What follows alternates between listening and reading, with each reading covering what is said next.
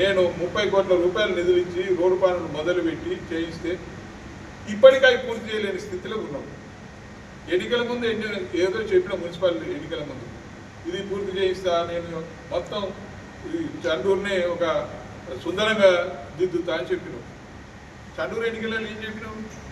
Municipal ఎన్నికల ముందు మీటింగ్లో అమ్మ అడిగింది, నాకు పెన్షన్ ఇస్తలేరా, మరి ఎప్పుడు ఇస్తావు పెన్షన్ అని అడిగితే, పెన్షన్ విషయం నా ప్రభుత్వం ఇవ్వకపోని నేను నా జైలుకి వెళ్ళి ఇస్తా అని చెప్పిండు. లిస్ట్ రాసి ఇస్తా అని చెప్పిండు. చౌటుపల్లి కూడా గారే చెప్పిండు. మరి ఎంతమందికి ఇచ్చినావు పెన్షన్? ఒక్కరికన్నా ఇచ్చినావా? ఏది అడుగు ఇమీడియట్గా చేసేస్తా, మాటలు తప్ప చేతలు లేవు. పెన్షన్లు ఎటుపోయినాయో, 50 పడకల హాస్పిటల్ ఎటుపోయినాయో, వాటికి 50 ఇళ్ళు కట్టిస్తున్నాడు ఎన్నికలలో. 50 ఇళ్ళు కాదు, 1 ఇల్లు మొదలు పెట్టినావా? కానీ ఉన్న ఇళ్ళనే కట్టిస్తున్నావా? సరే, ఇవన్నీ ఒకే ఎత్తు అయితే నేను ఆయనకు ఇతవు పలికేది ఒకటి, క్షమాపణలు చెప్పడం కాదు. క్షమాపణలతోటి ఈ ప్రాంతం అభివృద్ధి జరగదు. రేపు కూడా ఈ అభివృద్ధి అంతా చేయలేని పరిస్థితులలో మళ్ళొకసారి మీటింగ్ పెట్టి ప్రెస్ పెట్టి నేను మళ్ళీ క్షమాపణ చెప్తున్నా అంటాం. అంటే క్షమాపణతో సరిపోతుందా?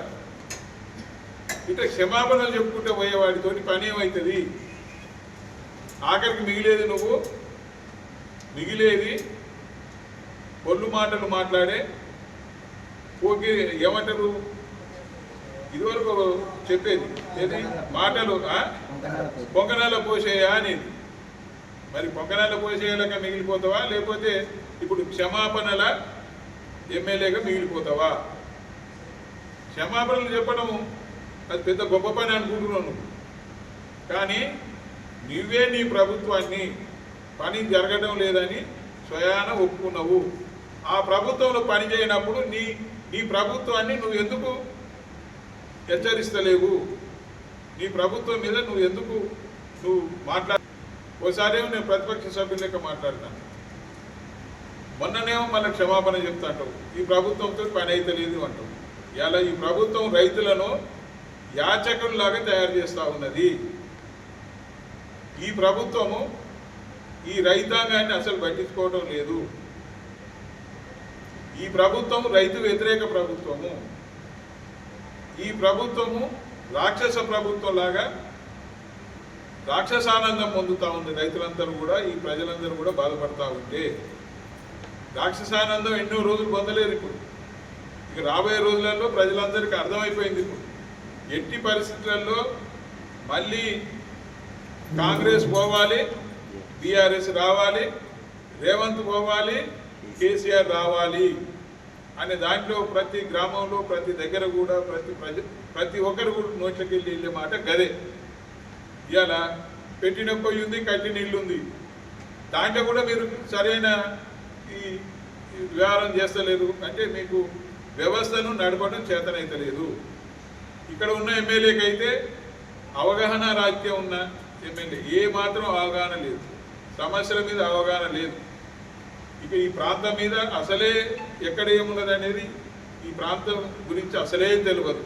ఎక్కడ ఏ ఊరు ఉందనేది కూడా తెలియదు. భజన పనులు ఉన్నారు, భజన పనులు ఏది చెప్తే గదే. బాగా చేస్తున్నావు నువ్వు, ప్రజలంతా నీ గురించి ఐసా పైసా అనుకుంటున్నాయంటే వంగిపోతూ ఉన్నాడు తప్ప ఈ వంగిపోతున్నాడు అనే విషయం ఆయనకు అర్థమవుతలేదు. ఆయన మండలానికి ఒక షాడో ఎమ్మెల్యేని తయారు చేసుకుంటాడు, చౌటుపల్లి ప్రాంతానికి ఒక షాడో ఎమ్మెల్యే, పోతే మున్గోడు ప్రాంతానికి ఒక షాడో ఎమ్మెల్యే. అక్కడ షాడో ఎమ్మెల్యేలు వాళ్ళే ఏదైనా సందర్భం వస్తే వాళ్ళే భూమి పూజలు చేస్తూ ఉన్నారు. ఇక్కడ మన షాడో ఎమ్మెల్యేకి ఇక్కడ 7 కోట్ల పని ఏది బ్రాహ్మణ ఇళ్ళ నుంచి పులిపల్పులకు ఏది కాలువ పనులు ఉంటే ఆ షాడో ఎమ్మెల్యేని పోయి కొబ్బరికాయలు కొంటారు.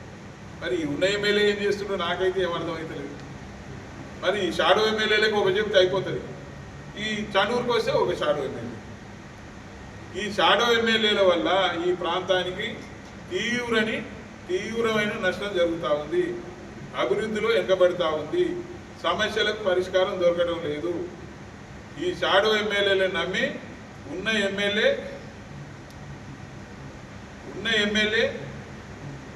ఏం చేస్తుండో ఆయనకే అర్థమవుతలేదు.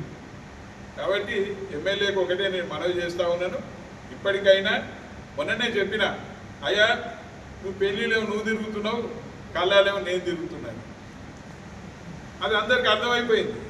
ఒక ఆయన పెట్టిండు, మళ్ళా నువ్వు కూడా పెళ్ళిళ్ళకి తిరుగుతున్నావు కదా అని ఒక ఆయన పెట్టిండు. అవును, నేను పెళ్ళిళ్ళకి తిరుగుతా, కళ్ళాలకు తిరుగుతా, నేను కాదనడం లేదు. ఏ సమస్యను అన్ని ప్రతి విషయాన్ని కూడా నేను ఏది వదిలిపెట్టాను. నువ్వు కూడా పెళ్ళిళ్ళు తిరుగు, కళ్ళాలు తిరుగు. మరి ఇప్పటికైనా కళ్ళాలు తిరిగినవా?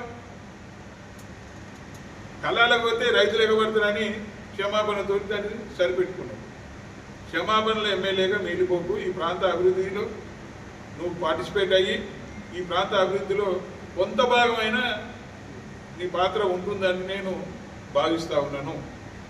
అభివృద్ధిలో పాత్ర లేని ఎమ్మెల్యేగా మిగిలిపోక అనేది కూడా ఈ సందర్భంగా మీకు తెలియజేస్తూ ఉన్నాను. మీ ద్వారా ఆయన మరొకసారి చెప్తున్నా, రైతులు మీరు అనుకున్నట్టు కళ్ళాలలో 80% ఏది ధాన్యాన్ని కొనుగోలు చేసిన అనుకోకు. ఎక్కడ ధాన్యం అక్కడనే కళ్ళాలలో మిగిలిపోయింది, వర్షాలు పడేటట్టు ఉన్నాయి. ఇప్పటికైనా వేగంగా మీరు ఈ ప్యాడీని కొనుగోలు చేసి రైతులకు ఊరటనీయాలని మీ ద్వారా విజ్ఞప్తి చేస్తాము.